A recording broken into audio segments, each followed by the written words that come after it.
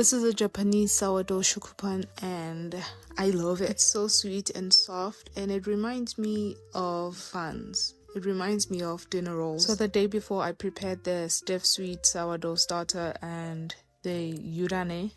I think that's what it's called. It serves the same purpose as tangzong. After mixing the yurane, I put it in the fridge and the next morning I took it out so that it comes back to room temperature before I mix it into the dough. So I was supposed to use half of the water from the measurement, but I used all of it and it turned out to be a little soupy. But I recommend that you use half of it and then add as you need because mine was too wet. And for me to be able to work with this, I had to add flour as I started kneading, but I didn't add much. Use half of the water and then add to see if the dough comes together. It took me 10 minutes to develop structure on this dough because also it was wet, but it didn't require a lot of strength because it was wet. And then I added butter, which is softened. There's a lot of kneading going on in this recipe, but because the dough is literally soft, I don't mind it. And the butter started to separate here, which is normal, but it's gonna come together as you continue to knead. I also did some slaps and folds to develop the structure. After about 15 minutes, I did the window pane test to see if it tears when I stretch it, and it did not, so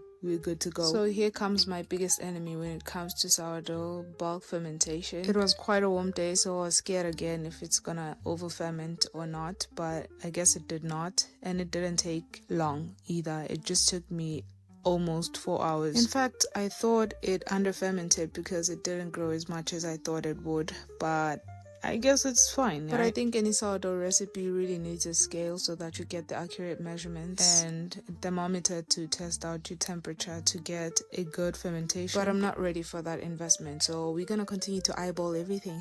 So here I was just making sure that I'm popping every air bubble there is in the dough. I don't know why they want us to pop out the bubbles or degas it, but they say we should. Actually, I think it's because we're not gonna score the bread, so it's gonna burst or something.